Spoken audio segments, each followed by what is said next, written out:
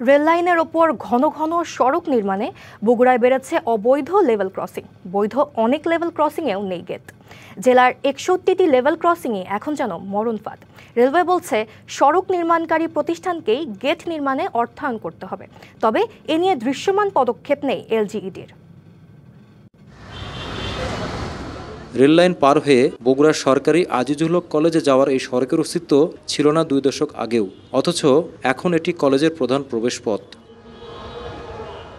কলেজের পশ্চিম প্রান্তের নতুন সড়কেও বেড়েছে যাতায়াত, অথচ রেলওয়ের দাবি 2টি লেভেল ক্রসিংই অবৈধ।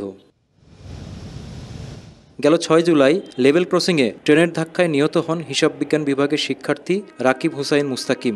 10 মাস আগে একইভাবে প্রাণ হারান আরেক শিক্ষার্থী আশরাফুল ইসলাম। দুর্ঘটনা এড়াতে তাই দাবি উঠেছে সুরক্ষিত লেভেল ক্রসিংয়ের।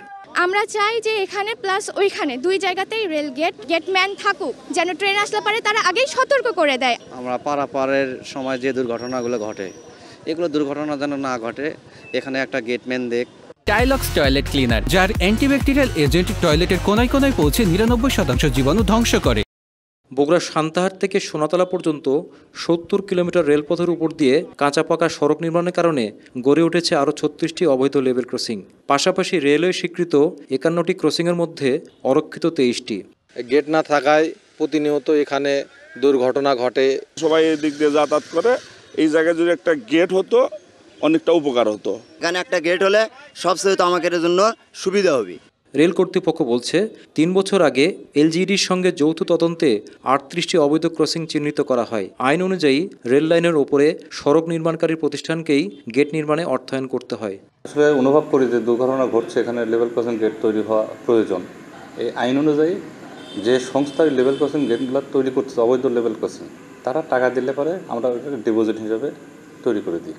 এদিকে এলজিইডির পক্ষ থেকে বারবার আশ্বাস মিললেও নেই দৃশ্যমান পদক্ষেপ। যেখানে রেলওয়ে লাইন গেছে উপর দিয়ে আমাদের রাস্তাগুলো ক্রস করছে আর কি, ক্রসিং করছে, সেই জায়গাগুলোতে ঝুঁকিপূর্ণ জায়গা, আপনি নিশ্চয়ই জানেন যে খুব ঝুঁকিপূর্ণ।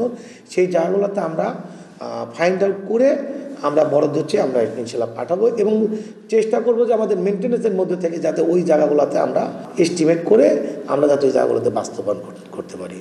বগুড়ায় গেল 1 বছরে ট্রেনে কাটা পড়ে 2 শিক্ষার্থী সহ মৃত্যু হয়েছে 6 জনের।